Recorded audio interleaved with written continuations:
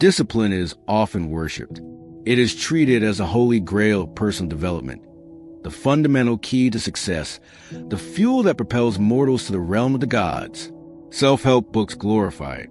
Motivational speakers echo it as gospel. Parents, mentors, teachers, they all hammer into young minds the idea that discipline is a supreme virtue, the North Star of all achievement. But what if this was wrong? What if discipline was not a virtue, but a shackle? What if in a world designed around illusions, obedience, and systems of control, discipline is the very thing that binds you to mediocrity, conformity, and defeat? What if, as Machiavelli would whisper in the shadows, discipline is not power, but the illusion of power? What if, instead of creating greatness, discipline suppresses a chaos that leads to true genius?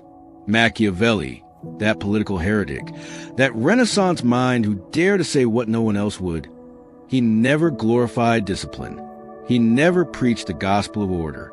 For Machiavelli, the world was not built upon rules, but on the brutal edge of cunning. It was not morality, but manipulation, not discipline, but adaptability, deception, and force. To him, the disciplined man was not strong. He was predictable. Let us dismantle the delusion of discipline.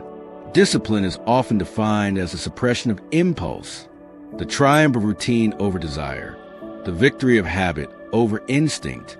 But when you suppress your impulses, you suppress the raw energy of your humanity. You tame the wildness of your creativity. You crush spontaneity and you submit to order. And who created that order? Who wrote the rules you so faithfully follow?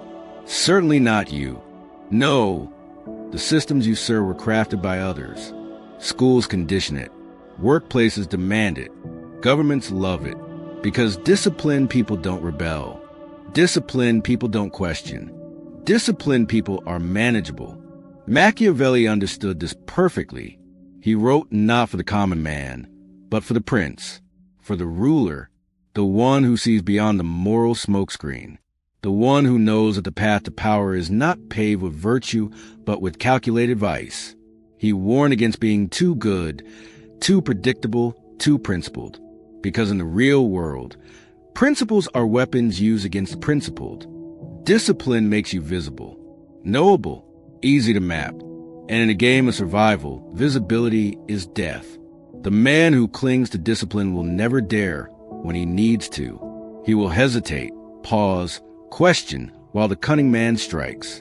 He will wait for the right time, the right conditions, the right formula, while the Machiavellian man creates the opportunity himself. In times of peace, discipline may seem like strength, but in times of chaos, real power is fluid. Real power is ruthless. Real power is not bound by consistency, but thrives in disruption. Discipline is rooted in repetition. But greatness, true, history-shattering greatness, does not come from repetition. It comes from rupture, from breaking patterns, from unleashing something unpredictable. Discipline tames you, but history remembers the wild ones.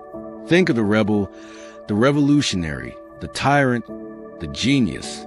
None of them were disciplined. They were possessed. They were consumed. They let themselves be overtaken by their vision, their fire, their desire. They acted outside of the system. They destroyed it.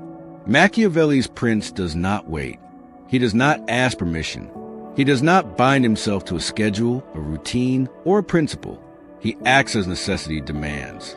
He is not good. He is effective. He is not disciplined. He is dangerous. You see, discipline is safe. It keeps you in line.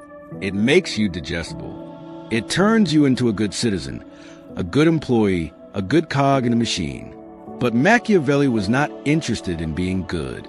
He was interested in power, in survival, in domination. He wrote, "It is much safer to be feared than loved."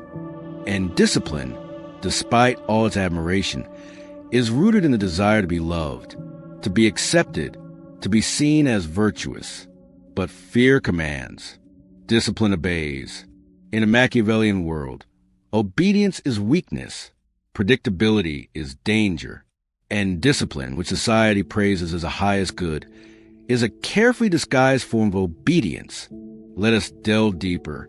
The disciplined man wakes up at 5 a.m. He eats his clean food. He follows his list.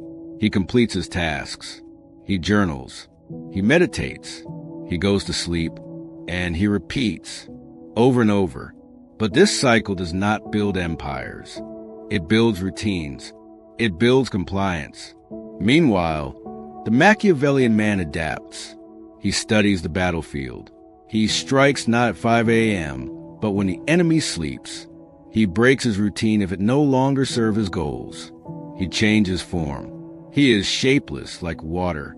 He is fire when needed, ice when required. Discipline is a cage, and you are the keeper of your own prison. Every time you follow a rule that does not serve you, you tighten the bars. Every time you suppress a dangerous but necessary instinct, you silence your own evolution. Machiavelli didn't ask men to be moral. He asked them to be strategic. He didn't ask them to be consistent. He asked them to be victorious. Victory does not come from doing the same thing over and over. Victory comes from reading the moment, from breaking the script, from doing what others fear to do. The lion is not disciplined. He is dangerous. The fox is not disciplined. He is clever. Together, the lion and the fox represent Machiavelli's ideal ruler, force and cunning. Neither is built on discipline. Both are built on instinct, calculation, timing. You were not born to be a servant to your schedule. You were not born to be the executor of someone else's design. You were born to shape the world, not conform to it. And the first step in doing so is to kill your discipline. Replace discipline with obsession. Replace routine with strategy.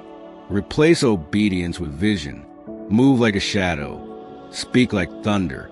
Act like a storm. Be feared for your unpredictability. Be respected for your outcomes. Let others journal. Let others track their calories. Let others build their habits. You build your empire. Machiavelli would never write a book titled Atomic Habits. He would burn it. He would write a book called Atomic Power. And it would not teach you how to wake up earlier. It would teach you how to rule the men who do. Because in the end, the world does not belong to the disciplined. It belongs to the bold, to the ruthless, to the strategic. Kill your discipline, unleash your cunning, and ascend beyond the mediocrity of men. That, Machiavelli would say, is the only path worth walking.